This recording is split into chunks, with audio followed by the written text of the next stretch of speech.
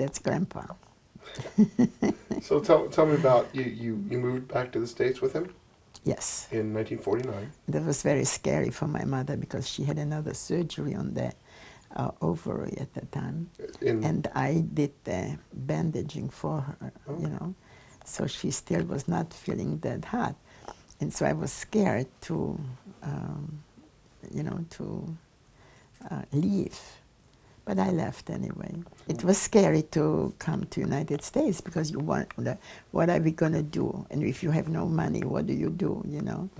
So we started with $50. How did you get here? Fly or boat? The boat.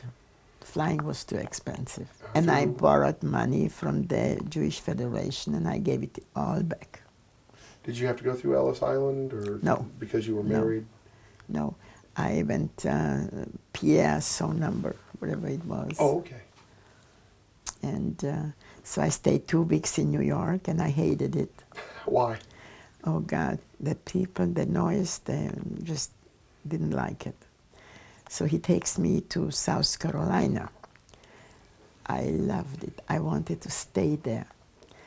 And we couldn't find a opening where we can open up a little store for magazines or things like that, because that's what he did before. And he did very well in South Carolina. Well, the wholesaler still was willing to lend him the money for the project, that he would go to business for him and so on. And he took me there, introduced me to him, and I fell in love because I could understand the people. They spoke so slow. And so I could understand them. And nothing fell into place. So in Prague, we met a gentleman who came from Chula Vista. And he had a hog farm in I would say 2 streets further down. And then he opened up a store with an upstairs and downstairs thing. And he said, Kurt, you can manage the downstairs. That will be your job. No soul ever entered that place. It was on Market Street in 6. But it was the first opportunity, the first job that he got, you know. And so we said, okay. And I started working for Ratner Manufacturing for the clothing. And I stayed with them for over 2 years, brought my parents here. And so that was it. And what kind of relationship did you have with your parents after you moved them here? Very good. Did you live together? Or No, they had a separate apartment because Kurt's mother lived with us 24 years. And then after my mother died, my father then stayed with us. And how long? 6 years. Until he passed? Yes. And was that a good relationship? Very good. Kurt and him were just pals. That's outstanding. Yeah. So how many children did you have? 2. A boy and a girl, and another girl. One in New York and one in Las Vegas. And the one in Las Vegas had 2 sons. And the one in New York has 2 girls. So you've got 4 grandchildren. Yes. And Sammy. And there's always Sammy. And Maxie. Sammy and Maxie. Tell me about your life. Let me tell you something. Oh, when Sammy was little. Oh, yes. Do tell. My father was the happiest if he could take him into his bed and just cuddle him. Yeah. That's a good story. He's cute. He's cute. He is. Tell me about your life when you came here. As far as it was hard. But were you glad? Yes, I was glad, but I was scared. Were you more scared to stay, or were you more scared to come? or can you quantify that? More scared to come. Why is that? Because I didn't know what I will be doing. How will I do it?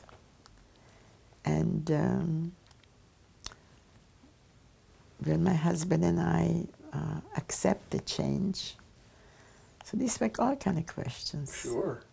You know. Did you find it to be an accepting country when you came here? Oh, absolutely. So it was. Yeah. If I would not have landed here and married, I would have gone to Israel. I would not stay in my country. Why is that? Just because those people are, one day they are Czechs, next day they are Germans, next day they are Russians, next day you really don't know what they are. So it's pretty much whichever way the wind blows? Absolutely. Let's kind of talk about the end of the war. Just kind of go back a little bit. I found this interesting. At the end of the war, there were those that were perpetrating atrocities, and like we said a while back, Hitler didn't do this by himself. He convinced an entire people to do this. There has to be a time where people thought England was very much connected to it. England. Yes. Through Churchill. Yes. There had to be a measure of, when you're doing things to people like this, that you would think in just the human mind that... Well, in their human mind, they feel they want to get even with that person because they have done something. And then they got mad at that person and get even if they go back to their standard, their whatever they are, and want to go back to it. It's hard. Did you witness people trying to hide after the war? Like people that were German, that were now Czechoslovakian, that had committed crimes? I knew a Czech guy. Please. Okay? I knew a Czech guy. He was the owner of our grocery, of the grocery store that they owned. And I used to go shopping there. That was in Brno. And he always was the top Czech. All of a sudden, somebody from the house that I lived told me, he says, "Don't think that he's a Czech." And I said, "Oh, don't say that, he's the most wonderful person." And she said to me, "Don't trust him, he's a German."